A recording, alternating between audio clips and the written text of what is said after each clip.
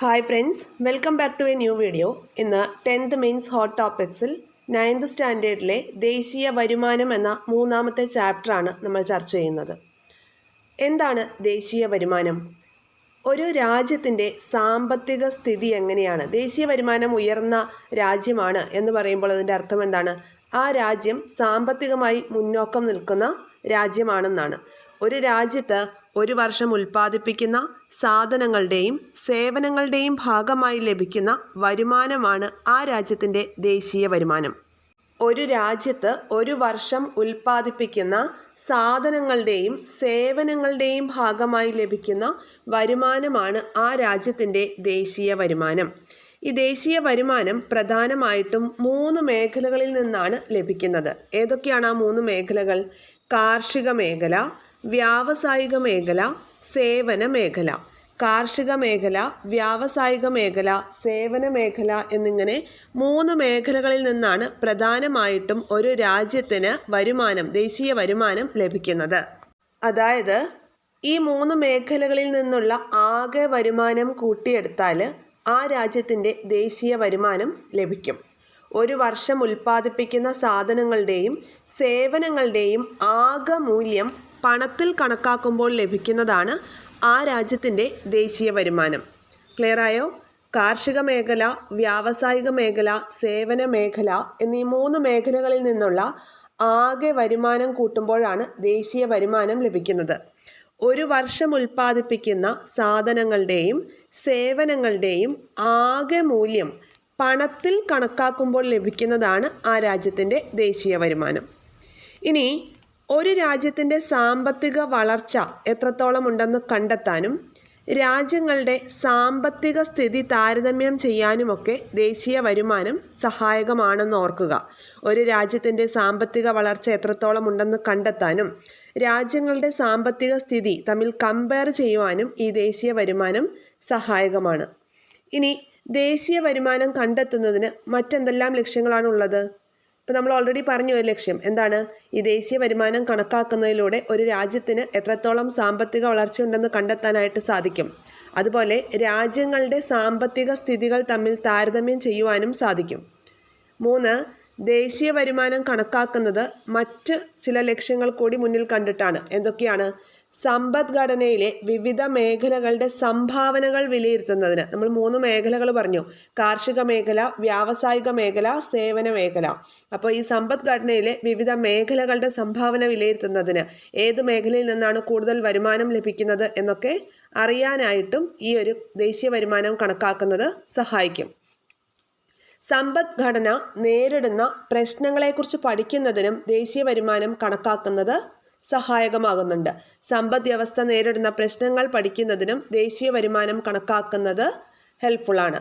വിവിധ പദ്ധതികൾ ആസൂത്രണം ചെയ്യുവാനും നടപ്പിലാക്കുവാനും സർക്കാരിനെ സഹായിക്കാനായിട്ടും പറ്റും. ദേശീയ വരുമാനം കണക്കാക്കുന്നതിലൂടെ വിവിധ പദ്ധതികൾ ആസൂത്രണം ചെയ്യുവാനും രാജ്യത്ത് ഇതെങ്ങനെ നടപ്പിലാക്കും എന്നതിനെക്കുറിച്ച് സർക്കാരിനെ സഹായിക്കാനും ഈ ദേശീയ വരുമാനം കണക്കാക്കുന്നതിലൂടെ സാധിക്കും.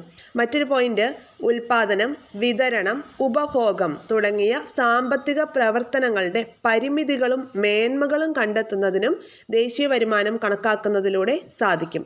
ഉൽപാദനം, വിതരണം, ഉപഭോഗം തുടങ്ങിയ സാമ്പത്തിക പ്രവർത്തനങ്ങളുടെ പരിമിതികളും മേന്മകളും കണ്ടെത്തുന്നതിനും ദേശീയ വരുമാനം കണക്കാക്കുന്നത് സഹായിക്കുമെന്ന് ഓർക്കുക. അടുത്തത്, മൊത്ത ദേശീയ ഉൽപ്പന്നം എന്നാൽ എന്താണ്? ഗ്രോസ് നാഷണൽ പ്രോഡക്റ്റ് അഥവാ GNP.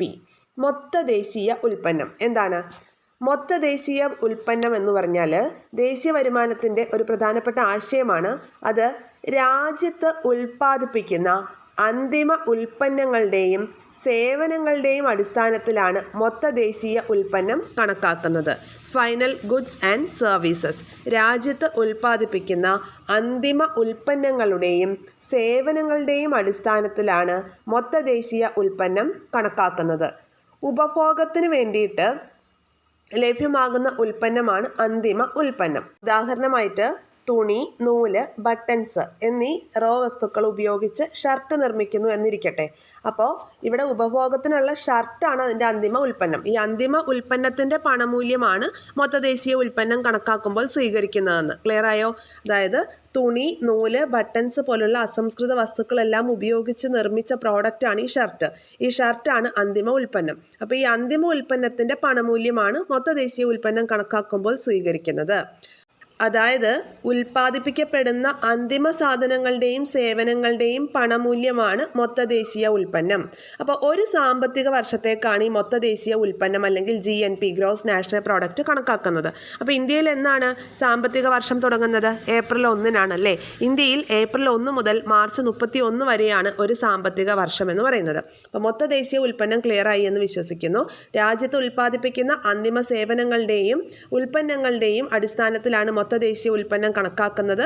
ഉൽപ്പാദിപ്പിക്കപ്പെടുന്ന അന്തിമ സാധനങ്ങളുടെയും സേവനങ്ങളുടെയും പണമൂല്യമാണ് മൊത്തദേശീയ ഉൽപ്പന്നം. ഒരു സാമ്പത്തിക വർഷത്തേക്കാണ് മൊത്തദേശീയ ഉൽപ്പന്നം കണക്കാക്കുന്നത്. ഇന്ത്യയിൽ ഏപ്രിൽ 1 മുതൽ മാർച്ച് 31 വരെയാണ് ഒരു സാമ്പത്തിക വർഷം. അടുത്തത് ഗ്രോസ് ഡൊമസ്റ്റിക് പ്രോഡക്റ്റ് അല്ലെങ്കിൽ മൊത്ത ആഭ്യന്തര ഉൽപ്പന്നം ഗ്രോസ് ഡൊമസ്റ്റിക് പ്രോഡക്റ്റ് അല്ലെങ്കിൽ GDP എന്താണ്? മേഖലകൾ തിരിച്ചുള്ള സാമ്പത്തിക വിശകലനത്തിന് ദേശീയ വരുമാനത്തിന്റെ ഏറ്റവും ഉചിതമായിട്ടുള്ള ആശയമാണ് മൊത്ത ആഭ്യന്തര ഉൽപ്പന്നം. മേഖലകൾ തിരിച്ചുള്ള സാമ്പത്തിക വിശകലനത്തിന് ഏതാണ് മേഖലകൾ? കാർഷിക മേഖല, വ്യാവസായിക മേഖല, സേവന മേഖല. അപ്പോൾ മേഖലകൾ തിരിച്ചുള്ള സാമ്പത്തിക വിശകലനത്തിന് ദേശീയ വരുമാനത്തിന്റെ ഏറ്റവും ഉചിതമായിട്ടുള്ള മാർഗമാണ് മൊത്ത ആഭ്യന്തര ഉൽപ്പന്നം അല്ലെങ്കിൽ GDP എന്നത്. ഒരു സാമ്പത്തിക വർഷത്തിൽ രാജ്യത്തിന്റെ ആഭ്യന്തര അതിർത്തിക്കുള്ളിൽ ഉൽപ്പാദിപ്പിക്കപ്പെടുന്ന സാധനങ്ങളുടെയും സേവനങ്ങളുടെയും ആകെ പണമൂല്യമാണ് മൊത്ത ആഭ്യന്തര ഉൽപ്പന്നം. ഇവിടെ ഒരൊറ്റ പോയിന്റാണ് നോക്കേണ്ടത്. എന്താണ്? രാജ്യത്തിന്റെ ആഭ്യന്തര അതിർത്തി, ഡൊമസ്റ്റിക് ടെറിട്ടറി കേട്ടോ. ആഭ്യന്തര അതിർത്തിക്കുള്ളിൽ ഉൽപ്പാദിപ്പിക്കപ്പെടുന്ന സാധനങ്ങളുടെയും സേവനങ്ങളുടെയും ആകെ പണമൂല്യമാണ് മൊത്ത ആഭ്യന്തര ഉൽപ്പന്നം. മൊത്ത ദേശീയ ഉൽപ്പന്നം എന്തായിരുന്നു? രാജ്യത്ത് ഉൽപ്പാദിപ്പിക്കപ്പെടുന്ന അന്തിമ ഉൽപ്പന്നങ്ങളുടെയും സേവനങ്ങളുടെയും അടിസ്ഥാനത്തിലാണ്. അത് രാജ്യത്തിന്റെ കാര്യമാണ് പറയുന്നത്. പക്ഷേ മൊത്ത ആഭ്യന്തര ഉൽപ്പന്നം എന്ന് പറയുമ്പോൾ അതെന്താണ്? ഒരു രാജ്യത്തിന്റെ ആഭ്യന്തര അതിർത്തിക്കുള്ളിൽ ഉൽപ്പാദിപ്പിക്കപ്പെടുന്ന സാധനങ്ങളുടെയും സേവനങ്ങളുടെയും ആകെ പണമൂല്യമാണ് മൊത്ത ആഭ്യന്തര ഉൽപ്പന്നം. നോട്ട് ചെയ്യേണ്ട ഏറ്റവും പ്രധാനപ്പെട്ട പോയിന്റ് ഇതാണ്. വിദേശത്ത് ജോലി ചെയ്യുന്ന വ്യക്തികളുടെ വരുമാനം വിദേശ രാജ്യങ്ങളിൽ പ്രവർത്തിക്കുന്ന സ്ഥാപനങ്ങളുടെയും സംരംഭങ്ങളുടെയും ലാഭം തുടങ്ങിയവ ഇതിൽ ഉൾപ്പെടുന്നില്ല. ക്ലിയർ ആയല്ലോ? വിദേശത്ത് ജോലി ചെയ്യുന്ന വ്യക്തികളുടെ വരുമാനം വിദേശ രാജ്യങ്ങളിൽ പ്രവർത്തിക്കുന്ന സ്ഥാപനങ്ങളുടെയും സംരംഭങ്ങളുടെയും ലാഭം എന്നിവ മൊത്ത ആഭ്യന്തര ഉൽപ്പന്നത്തിൽ ഉൾപ്പെടുന്നില്ല. ഒരു ഇന്ത്യൻ സ്ഥാപനം അമേരിക്കയിൽ പ്രവർത്തിക്കുകയെന്ന് വെച്ചോളൂ. അതിൻ്റെ ലാഭം അമേരിക്കയുടെ GDP-യിലാണ് ഉൾപ്പെടുത്തുക. അപ്പോൾ ഇന്ത്യ അത് എവിടെയാണ് ഉൾപ്പെടുത്തേണ്ടത്? ഇന്ത്യയുടെ GNP-യിലാണ്, ഗ്രോസ് നാഷണൽ പ്രോഡക്റ്റിൽ ഉൾപ്പെടുത്തും. പക്ഷേ ഗ്രോസ് ഡൊമസ്റ്റിക് പ്രോഡക്റ്റിൽ ഉൾപ്പെടുത്തില്ല. ഡൊമസ്റ്റിക് എന്ന് പറയുമ്പോൾ എന്താണ്? ആ ഒരു ആഭ്യന്തര അതിർത്തിക്കുള്ളിൽ ഉള്ള വരുമാനം മാത്രമാണ് മൊത്ത ആഭ്യന്തര ഉൽപ്പന്നം എന്നുള്ള ആ ഒരു ടോപ്പിക്കിൻ്റെ അണ്ടറിൽ ഇവർ കാൽക്കുലേറ്റ് ചെയ്യുള്ളൂ. ക്ലിയർ ആയല്ലോ? അടുത്തത് അറ്റദേശീയ ഉൽപ്പന്നം അഥവാ നെറ്റ് നാഷണൽ പ്രോഡക്റ്റ് NNP എന്താണ്? സാധനങ്ങൾ ഉപയോഗിക്കുമ്പോൾ പഴക്കം കൊണ്ട് തേയ്മാനം സംഭവിക്കും, സ്വാഭാവികം അല്ലേ? ഈ തേയ്മാനം പരിഹരിക്കാൻ ആവശ്യമായ ചിലവ്, അതായത് തേയ്മാന ചിലവ്, ഡിപ്രീസിയേഷൻ ചാർജ് എന്നാണ് അതിനെ പറയുന്നത്. അപ്പോൾ ഈ ദേശീയ വരുമാനം കണക്കാക്കുമ്പോൾ ഇത്തരം തേയ്മാന ചിലവുകൾ കൂടി പരിഗണിക്കാറുണ്ട്. മൊത്ത ദേശീയ ഉൽപ്പന്നം, നമ്മൾ നേരത്തെ പറഞ്ഞ മൊത്ത ദേശീയ ഉൽപ്പന്നത്തിൽ എങ്ങനെയാണ്? മൊത്ത ദേശീയ ഉൽപ്പന്നം കണക്കാക്കുമ്പോൾ അതിൽ നിന്ന് തേയ്മാന ചിലവ് കുറയ്ക്കുമ്പോൾ ലഭ്യമാകുന്നതിനെയാണ് അറ്റദേശീയ ഉൽപ്പന്നം എന്ന് പറയുന്നത്. ദേശീയ വരുമാനം കണക്കാക്കുന്ന സമയത്ത് മൊത്ത ദേശീയ ഉൽപ്പന്നത്തിൽ നിന്ന് GNP-യിൽ നിന്ന് എന്ത് കുറയ്ക്കണം? ഡിപ്രീസിയേഷൻ ചാർജ് കുറയ്ക്കണം. മൊത്ത ദേശീയ ഉൽപ്പന്നത്തിൽ നിന്ന് തേയ്മാന ചിലവ് കുറയ്ക്കുമ്പോൾ കിട്ടുന്നതാണ് നെറ്റ് നാഷണൽ പ്രോഡക്റ്റ് അഥവാ അറ്റദേശീയ ഉൽപ്പന്നം. അപ്പം സാങ്കേതികമായിട്ട് അറ്റദേശീയ ഉൽപ്പന്നമാണ് ദേശീയ വരുമാനമായി അറിയപ്പെടുന്നത്. ഇങ്ങനെ സ്റ്റേറ്റ്മെന്റ് തന്നാൽ അത് കറക്റ്റാണ്. സാങ്കേതികമായി അറ്റദേശീയ ഉൽപ്പന്നമാണ് ദേശീയ വരുമാനമായി അറിയപ്പെടുന്നത്. ക്ലിയർ ആയല്ലോ? നെക്സ്റ്റ്, പ്രതിശീർഷ വരുമാനം അഥവാ പെർ ക്യാപിറ്റ ഇൻകം. എന്താണ് പെർ ക്യാപിറ്റ ഇൻകം എന്നാൽ? ആളോഹരി വരുമാനത്തെയാണ് പ്രതിശീർഷ വരുമാനം അല്ലെങ്കിൽ പെർ ക്യാപിറ്റ ഇൻകം എന്ന് പറയുന്നത്. ദേശീയ വരുമാനത്തെ രാജ്യത്തെ മൊത്തം ജനസംഖ്യ കൊണ്ട് ഹരിക്കുമ്പോൾ കിട്ടുന്നതാണ് പ്രതിശീർഷ വരുമാനം. ഓക്കെ, ദേശീയ വരുമാനം നമ്മൾ കണ്ടെത്തി. ആ ദേശീയ വരുമാനത്തെ മൊത്തം എത്ര ജനങ്ങളുണ്ടോ ആ ജനസംഖ്യ കൊണ്ട് ഹരിക്കുമ്പോൾ കിട്ടുന്നതാണ് പ്രതിശീർഷ വരുമാനം അല്ലെങ്കിൽ ആളോഹരി വരുമാനം. അപ്പോൾ രാജ്യങ്ങളെ തമ്മിൽ താരതമ്യം ചെയ്യുവാനും അതുപോലെ രാജ്യങ്ങളുടെ സാമ്പത്തിക നില മനസ്സിലാക്കുവാനും പ്രതിശീർഷ വരുമാനം സഹായിക്കുന്നു. എന്താണ്? ആളോഹരി വരുമാനം കിട്ടിക്കഴിയുമ്പം രാജ്യങ്ങളെ തമ്മിൽ താരതമ്യം ചെയ്യുവാനും അതുപോലെ രാജ്യങ്ങളുടെ സാമ്പത്തിക നില മനസ്സിലാക്കുവാനും പ്രതിശീർഷ വരുമാനം സഹായിക്കുന്നു. എങ്ങനെയാണ് പ്രതിശീർഷ വരുമാനം കണ്ടെത്തുന്നത്? ദേശീയ വരുമാനത്തെ ആ രാജ്യത്തെ ആകെ ജനസംഖ്യ കൊണ്ട് ഡിവൈഡ് ചെയ്യുമ്പോൾ കിട്ടുന്നതാണ് പ്രതിശീർഷ വരുമാനം. ദേശീയ വരുമാനം കണക്കാക്കുന്നത് എങ്ങനെ എന്നാണ് അടുത്തത്. എങ്ങനെയാണ് ദേശീയ വരുമാനം കണക്കാക്കുന്നത്?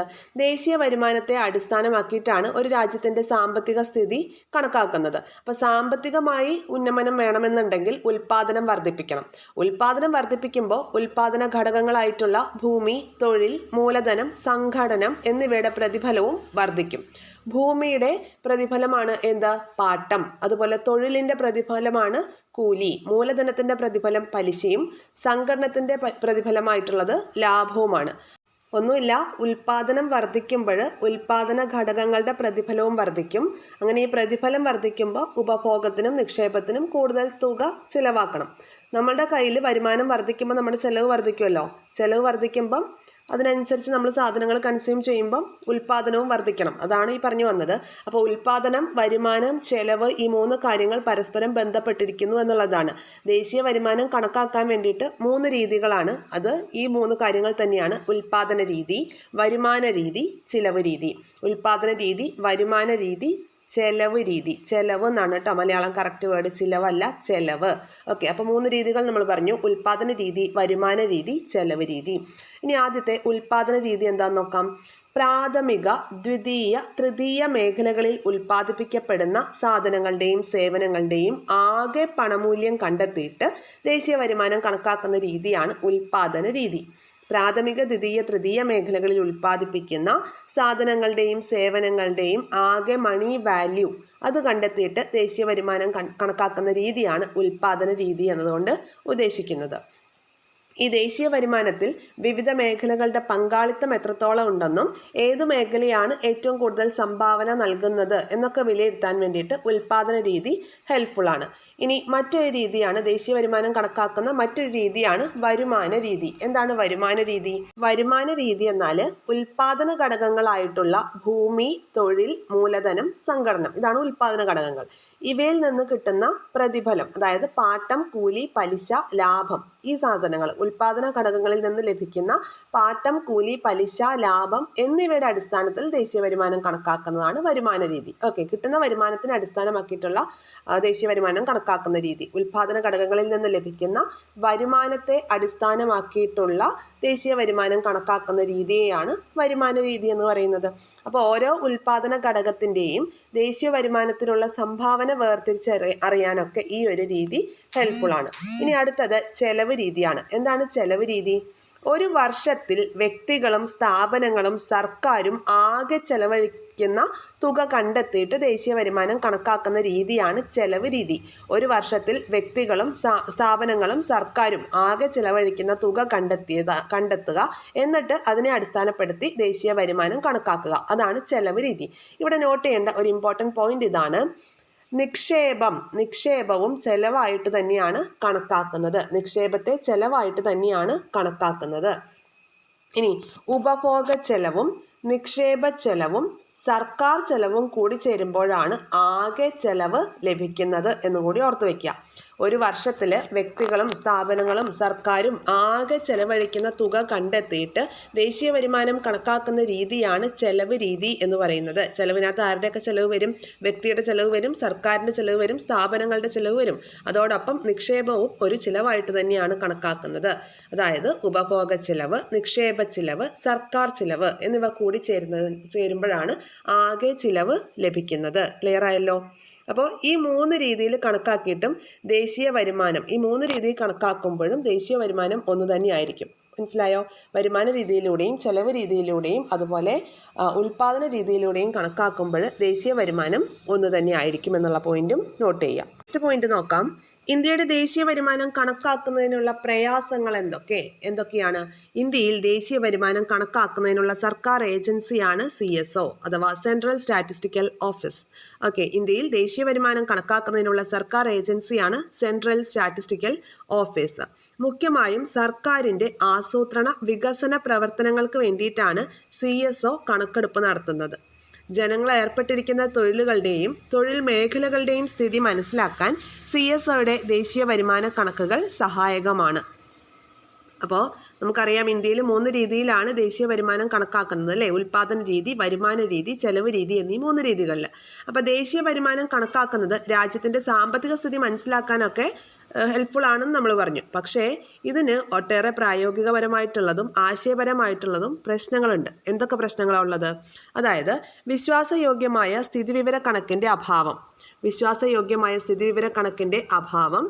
അടുത്തത്, വിവിധ ഘട്ടങ്ങളിൽ സാധനങ്ങളുടെയും സേവനങ്ങളുടെയും പണമൂല്യം ഒന്നിലധികം തവണ കണക്കാക്കപ്പെടും. ഡബിൾ കൗണ്ടിങ് ഉണ്ടായേക്കാം. ഉൽപ്പാദന പ്രക്രിയയുടെ വിവിധ ഘട്ടങ്ങളിലൂടെ കടന്നു പോകുമ്പോൾ ഒന്നിലധികം പ്രാവശ്യം സാധനങ്ങളുടെയും സേവനങ്ങളുടെയും പണമൂല്യം കണക്കാക്കപ്പെടാം. അടുത്തൊരു പോയിന്റ്, വീട്ടമ്മമാരുടെ ഗാർഹിക ജോലി ദേശീയ വരുമാനത്തിൽ കണക്കാക്കുന്നില്ല. അതുപോലെ സ്വന്തം ഉപഭോഗത്തിന് മാത്രം നമ്മൾ ഉൽപ്പാദിപ്പിക്കുകയാണെങ്കിൽ അതും ദേശീയ വരുമാനം കണക്കാക്കുന്നതിൽ ഉൾപ്പെടുന്നില്ല, അല്ലെ പരിഗണിക്കുന്നില്ല. ഇപ്പോൾ ഫോർ എക്സാമ്പിൾ നമ്മുടെ വീട്ടിലൊരു പച്ചക്കറിത്തോട്ടമുണ്ട്, നമ്മൾ നമ്മുടെ സ്വന്തം ആവശ്യത്തിന് വേണ്ടി ഉണ്ടാക്കിയതാണ്. അപ്പോൾ അതിൽ നിന്ന് കിട്ടുന്നതിന് അതിൻ്റെ ആ ഉൽപ്പാദനത്തിൻ്റെ കണക്ക് നമ്മൾ ദേശീയ വരുമാനത്തിൽ പരിഗണിക്കുന്നില്ല. അടുത്ത പോയിന്റ്, ജനങ്ങളുടെ നിരക്ഷരത, അറിവില്ലായ്മ അതൊക്കെ സ്ഥിതിവിവര കണക്കെടുക്കുന്നതിന് തടസ്സം സൃഷ്ടിക്കുന്നുണ്ട്. ഉപഭോക്താക്കൾ അവരുടെ ചെലവ് കൃത്യമായി രേഖപ്പെടുത്തി സൂക്ഷിക്കാറില്ലാത്തത് മറ്റൊരു പോരായ്മയാണ്. അതുപോലെ സേവനങ്ങളുടെ പണമൂല്യം കണക്കാക്കുന്നതിനുള്ള പ്രായോഗിക ബുദ്ധിമുട്ട് ശരിയായ ദേശീയ വരുമാനം കണക്കാക്കുന്നതിനെ ബാധിക്കുന്നു. അപ്പോൾ CSO ആണ് ഇന്ത്യയുടെ ദേശീയ വരുമാനം കണക്കാക്കുന്നതിനുള്ള സർക്കാർ ഏജൻസി എന്ന് പറയുന്നത്. അപ്പോൾ ഈ CSOയുടെ കണക്കെടുപ്പിനെ ബാധിക്കുന്ന പ്രതികൂലമായിട്ടുള്ള കുറേ കാര്യങ്ങളാണ് ഇപ്പോൾ നമ്മൾ പറഞ്ഞത്. ഇനി അടുത്തൊരു പോയിന്റ്, അറിവ് അധിഷ്ഠിത മേഖലയുടെ വളർച്ച എന്നുള്ളതാണ്. എന്താണ് അറിവ് അധിഷ്ഠിത മേഖലയുടെ വളർച്ച എന്നതുകൊണ്ട് ഉദ്ദേശിക്കുന്നത്? സാമ്പത്തിക വളർച്ച കൈവരിക്കുന്നതിന് വേണ്ടിയിട്ട് അറിവും സാങ്കേതിക വിദ്യയും ഫലപ്രദമായി ഉപയോഗിക്കുന്ന മേഖലയാണ് അറിവധിഷ്ഠിത മേഖല. സാമ്പത്തിക വളർച്ച കൈവരിക്കുന്നതിന് വേണ്ടിയിട്ട് അറിവും സാങ്കേതിക വിദ്യയും ഫലപ്രദമായി ഉപയോഗിക്കുന്ന മേഖലയാണ് അറിവധിഷ്ഠിത മേഖല. ആധുനിക സാങ്കേതിക വിദ്യയും വിവരവിനിമയ സാധ്യതകളും ഇന്ന് അറിവ് സമ്പദ്ക്രമം എന്ന തലത്തിൽ വളർന്ന് വികസിച്ചിട്ടുണ്ട്. വിദ്യാഭ്യാസം, നൂതന സാങ്കേതിക ആശയങ്ങളുടെ പ്രയോഗം, വിവരവിനിമയ സാങ്കേതിക വിദ്യ എന്നിവയാണ് അറിവ് സമ്പദ്ക്രമത്തിൻ്റെ അടിസ്ഥാനം. അറിവ് സമ്പദ്ക്രമത്തിൽ ഭൗതിക മൂലധനത്തിൻ്റെ ഉൽപ്പാദനവും ഉപഭോഗവുമാണ് നടക്കുന്നത്. ഭൗതിക മൂലധനം എന്നാൽ കാണാൻ കഴിയാത്ത ആസ്തിയാണ്. ഒരു സംരംഭത്തിലോ സമൂഹത്തിലോ ഉള്ള ആളുകളുടെ അറിവിനെയാണ് ഭൗതിക മൂലധനമെന്ന് വിളിക്കുന്നത്. ഭൗതിക മൂലധനം, അതായത് ടെക്നോ പാർക്ക്, ഇൻഫോ പാർക്ക് എന്നിവയൊക്കെ ഇതിന് എക്സാമ്പിളാണ്. ഇതൊക്കെ അറിവ് അധിഷ്ഠിത മേഖലയ്ക്ക് എക്സാമ്പിളാണെന്ന് ഓർത്ത് വയ്ക്കുക. ഇനി കുറച്ച് ചോദ്യങ്ങൾ ചോദിക്കാം. അത് ഈ പാഠം പഠിച്ചു കഴിഞ്ഞപ്പോൾ നിങ്ങൾക്കത് ആൻസർ ചെയ്യാൻ പറ്റുന്നുണ്ടോ എന്ന് നോക്കുക. ഇല്ലെങ്കിൽ ചാപ്റ്റർ ഒന്നും കൂടി നിങ്ങളുടെ ഡബിൾ സ്പീഡിലിട്ട് കേൾക്കുക കേട്ടോ.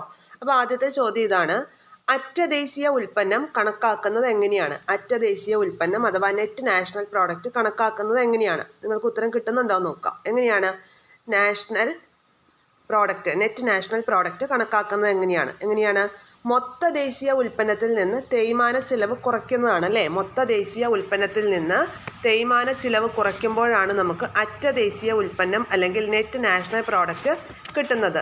ഓക്കെ, ശരിയാണല്ലോ. ഇനി അടുത്ത ചോദ്യം: ഉൽപാദന ഘടകങ്ങൾക്ക് ലഭിക്കുന്ന പ്രതിഫലം എന്താണ്? ഉൽപാദന ഘടകങ്ങൾക്ക് ലഭിക്കുന്ന പ്രതിഫലം എന്താണ്? ഉൽപാദന ഘടകങ്ങൾക്ക് ലഭിക്കുന്ന പ്രതിഫലം? ഉൽപാദന ഘടകങ്ങൾ ഏതൊക്കെയാണ്? ഭൂമി, തൊഴിൽ, മൂലധനം, സംഘടനം. ഇവയ്ക്ക് ലഭിക്കുന്ന പ്രതിഫലം എന്ന് പറഞ്ഞാൽ എന്താണ്? വരുമാനം അല്ലേ? അപ്പോൾ വരുമാനത്തിൽ എന്തൊക്കെ പെടും? ഭൂമി എന്ന ഉൽപാദന ഘടകത്തിന് ലഭിക്കുന്ന പ്രതിഫലമാണ് പാട്ടം ആണല്ലോ. തൊഴിൽ എന്ന ഉൽപാദന ഘടകത്തിന് ലഭിക്കുന്ന പ്രതിഫലമാണ് കൂലി. മൂലധനം എന്ന ഉൽപാദന ഘടകത്തിന് ലഭിക്കുന്ന പ്രതിഫലം എന്താണ്? പലിശയാണ്. അതുപോലെ സംഘടനം എന്ന ഉൽപാദന ഘടകത്തിന് ലഭിക്കുന്ന വരുമാനമാണ് ലാഭം എന്നത്. അപ്പോൾ ഉൽപാദന ഘടകങ്ങൾക്ക് ലഭിക്കുന്ന പ്രതിഫലത്തിനെ കോമൺ ആയിട്ട് എന്താ പറയുക, വരുമാനം എന്നാണ് പറയുന്നത്. ക്ലിയർ അല്ലേ? കിട്ടിയില്ലേ ആൻസർ? ഇനി അടുത്തൊരു ചോദ്യം, ടെക്നോ പാർക്ക്, ഇൻഫോ പാർക്ക് എന്നിവ എന്തിന് ഉദാഹരണമാണ്? അറിവ് അധിഷ്ഠിത മേഖലയ്ക്ക് ഉദാഹരണമാണ് അല്ലേ, അറിവ് അധിഷ്ഠിത മേഖല. അടുത്തത്, ദേശീയ വരുമാനത്തിൽ ഏറ്റവും കൂടുതൽ സംഭാവന നൽകുന്ന മേഖല ഏതാണ്? തൃതീയ മേഖലയാണ് കേട്ടോ, തൃതീയ മേഖല. അതായത് ഈ ചാപ്റ്ററിൽ പേജ് നമ്പർ 43 നമുക്കൊരു ടേബിൾ തന്നിട്ടുണ്ട്, ഇന്ത്യയിലെ ദേശീയ വരുമാനത്തിന്റെ വിവിധ മേഖലകളുടെ സംഭാവന എന്നുള്ളത്. അതായത് പ്രാഥമിക, ദ്വിതീയ, തൃതീയ മേഖലകളിൽ നിന്ന് ലഭിക്കുന്ന വരുമാനമാണ് രാജ്യത്തിന്റെ ദേശീയ വരുമാനം എന്ന് പറയുന്നത്. അപ്പോൾ ഇത് 2015 മുതൽ 18 വരെയുള്ള ഒരു ഇൻഡിക്കേഷനാണ് നമുക്ക് തന്നിട്ടുള്ളത്. ആ ഒരു ടേബിളിനെ ബേസ് ചെയ്ത് കുറച്ച് പോയിന്റ്സ് നമുക്കിവിടെ പറയാം. ഇന്ത്യയുടെ ദേശീയ വരുമാനത്തിലെ വിവിധ മേഖലകളുടെ സംഭാവനകളിൽ ഒരു പുതിയ പ്രവണത വന്നിട്ടുണ്ടെന്നാണ് ആ ടേബിൾ കാണിക്കുന്നത്. അതായത് സേവന മേഖലയിലെ വളർച്ച ത്വരിതപ്പെട്ടിട്ടുണ്ട് എന്നുള്ളതാണ്. പ്രാഥമിക മേഖലയെയും ദ്വിതീയ മേഖലയെയും പിന്തള്ളിക്കൊണ്ട് തൃതീയ മേഖല അഥവാ സേവന മേഖല ദേശീയ വരുമാനത്തിൽ കൂടുതൽ വിഹിതം നൽകുന്നുണ്ട്. ഏറ്റവും കൂടുതൽ വിഹിതം നൽകുന്നത് തൃതീയ മേഖലയാണ്. അപ്പം മറ്റ് രണ്ട് മേഖലകളുമായി താരതമ്യപ്പെടുത്തുമ്പോൾ തൃതീയ മേഖലയുടെ വളർച്ച എത്രത്തോളം ഉണ്ട് എന്നുള്ളത് നമുക്ക് ഈ ഒരു പട്ടിക കാണുമ്പോൾ തന്നെ മനസ്സിലാവും. ഓക്കെ, അപ്പോൾ വികസനത്തിൻ്റെ ഭാഗമായിട്ട് കൂടുതൽ വിദ്യാഭ്യാസ സ്ഥാപനങ്ങളും ആശുപത്രികളും ആരംഭിച്ചു. ബാങ്കിങ്, ഇൻഷുറൻസ്, വാർത്താവിനിമയം തുടങ്ങിയ മേഖലകളിലെ മുന്നേറ്റം, അതുകൊണ്ടൊക്കെയാണ് തൃതീയ മേഖല കൂടുതൽ വളർച്ചയിലേക്ക് വന്നത്. സാമ്പത്തിക പുരോഗതി അങ്ങനെയാണ് ഉണ്ടായത്. ഓക്കെ, ഗതാഗതം, വിനോദസഞ്ചാരം, അതുപോലെ അറിവ് അധിഷ്ഠിത വ്യവസായങ്ങൾ വികസിച്ചത് എല്ലാം തൃതീയ മേഖലയ്ക്ക് വളർച്ചയ്ക്ക് കാരണമായി, തൃതീയ മേഖലയുടെ വളർച്ചയ്ക്ക് കാരണമായി. ഇത്രയും പോയിന്റ്സ് ആണ് നമുക്ക് ഈ ഒരു ചാപ്റ്ററിൽ പഠിക്കാനുള്ളത് കേട്ടോ. അപ്പോൾ ഇതൊരു 2 തവണ, ആദ്യത്തെ തവണ കേട്ടിട്ട് കുറച്ച് പോയിന്റ്സ് ഒക്കെ ബുദ്ധിമുട്ടുണ്ടെങ്കിൽ ഡബിൾ സ്പീഡിൽ ഇട്ടിട്ട് 2 തവണ കേൾക്കുക. കുറച്ചധികം ഇമ്പോർട്ടൻറ്റ് പോയിന്റ്സ് ഈ ഭാഗത്ത് പറയുന്നുണ്ട്.